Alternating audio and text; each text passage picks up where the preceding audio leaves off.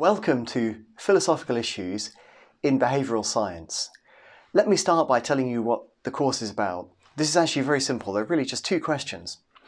One question is about ordinary individual action. I want to know which events in your life are actions as opposed to things that happen to you. You wake up, stagger out of bed, reach for the coffee cup, and unfortunately you're hit by a flying banana that one of your housemates has thrown at you, and you collapse and fall down the stairs in a staggering heap, luckily not being hurt. Now, in that sequence of events, there are some things that you do, events in your life that are actions, the contribution to your world, and other bits, falling down the stairs, which are things that merely happen to you. I want to know what makes the difference between those things. So this is my guiding question about ordinary individual action.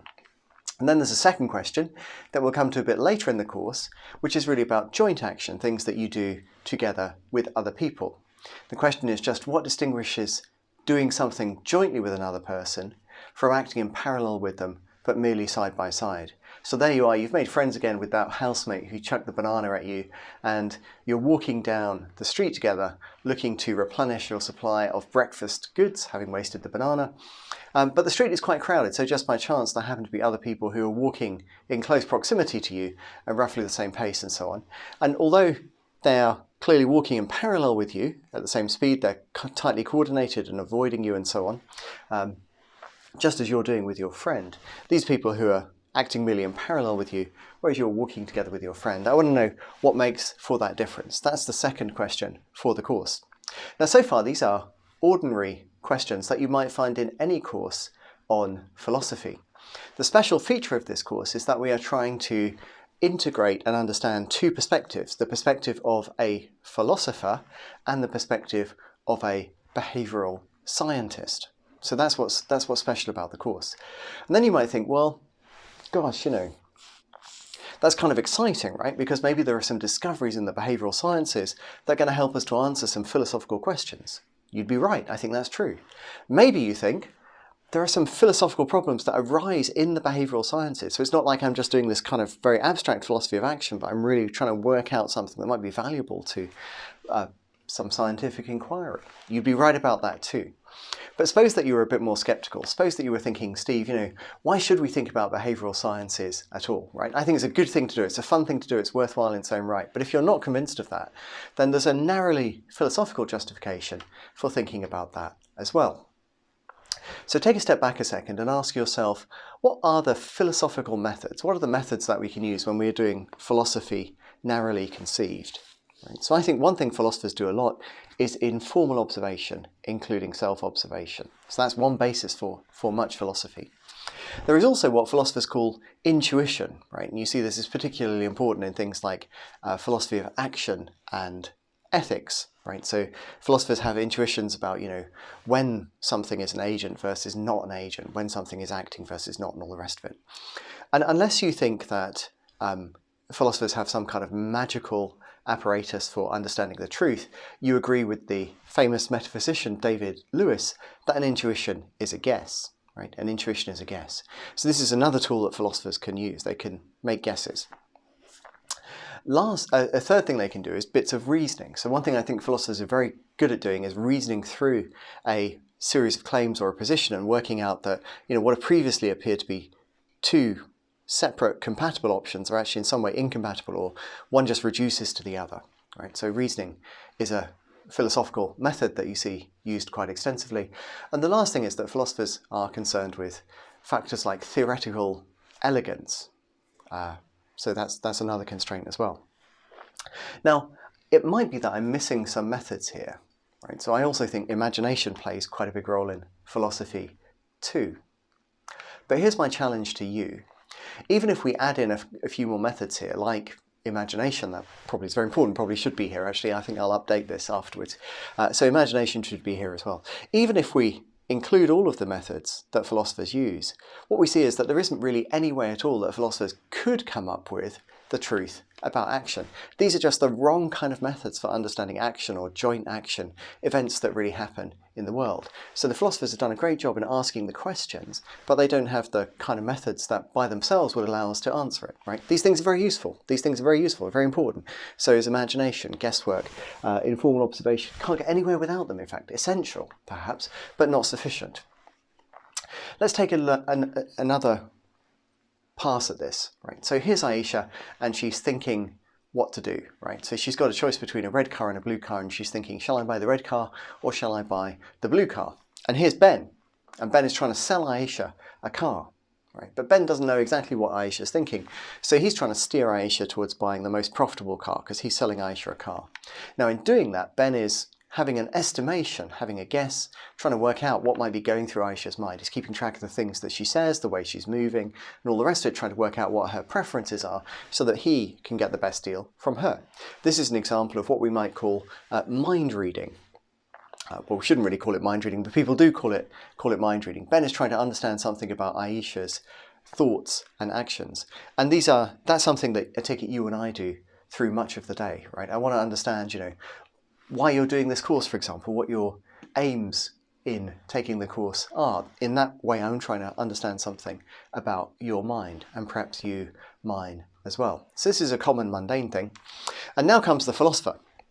And the philosopher, in trying to work out a story about action or about joint action, is essentially trying to work out what's going on when they're in Ben's position, thinking about Aisha, and using that to construct their philosophy of action. This is essentially the source of the guesses, intuitions, the imaginative exercises, and the informal observations that philosophers can make. This is the fundamental basis for a philosophical approach to answering these questions about action.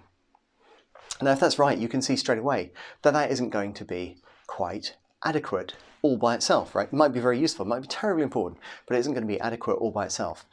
You can see that because if you think about what Ben is doing, right, he's doing something using a capacity to understand other people's thoughts and actions in everyday life, which is important for all kinds of ethical reasons. So, for example, Ben wants to decide whether or not someone is to blame for something, right? And he wants to make sure that Aisha is sufficiently well informed, for example, that he is not to blame. Right, that she knows things that she needs to know about the car in order for him not to get into trouble later ethically, to have a clean conscience. And also, we use the same thing in a legal context. So a lot of law is about what people knew or didn't know, what they intended, what they believed, perhaps falsely, and all the rest of it. You might have seen some interesting discussion in politics recently, where questions about what was going on in a person's mind and the reasons why they acted are crucial legal considerations. And as all of this suggests, the ordinary capacity that Ben and other people have to think about other people's minds and actions is this deeply normative thing as well as a predictive thing. So it's not the case that Ben's capacity is designed simply to get at the truth about Aisha's thoughts and actions. There's a certain kind of normative role that it plays, irrespective of what's really going on in Aisha's mind, and also there's likely to be a kind of regulative role here as well. This is a way that we would like to think of ourselves as. We'd like to think of ourselves as, rational, knowing, thoughtful beings who act for reasons, which at least from our perspective are good reasons for acting. Although of course that's unlikely to be true. It might be quite a good regulative ideal to hold in mind. So Ben's capacity to think about others' minds and actions has a whole variety of functions which go well beyond the predictive.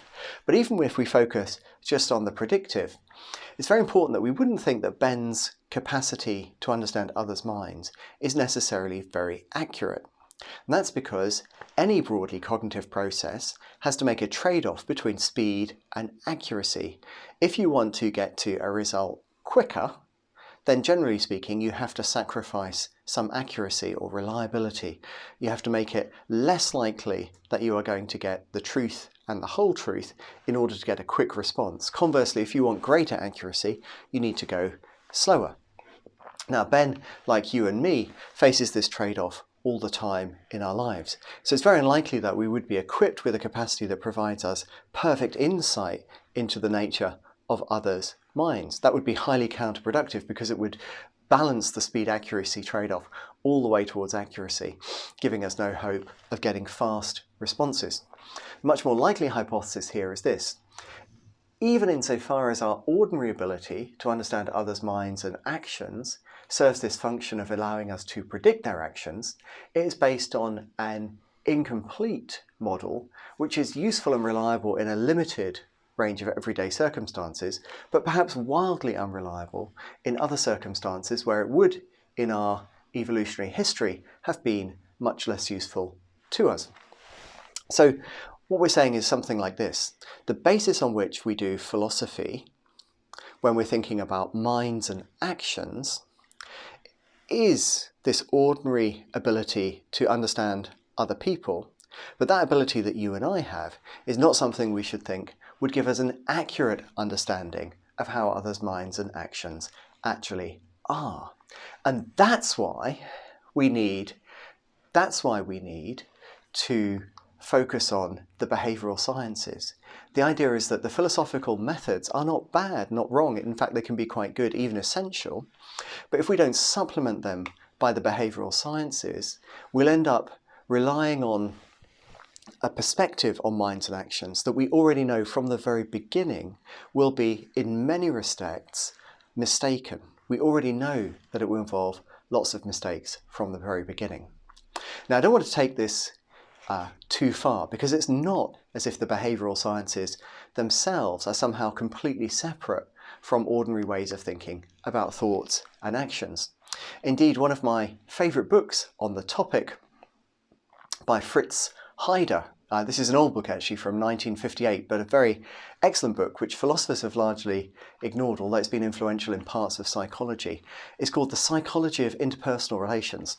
And what Heider sets out to do in this book, he's clearly a behavioural scientist, not a philosopher, by the way, sorry, I should have said that. So Heider, the behavioural scientist, sets out to do exactly what I've just said is problematic. He sets out to understand what's going on in Ben's mind when Ben is thinking about Aisha's thoughts and actions. That's precisely Heider's approach to trying to understand minds and actions.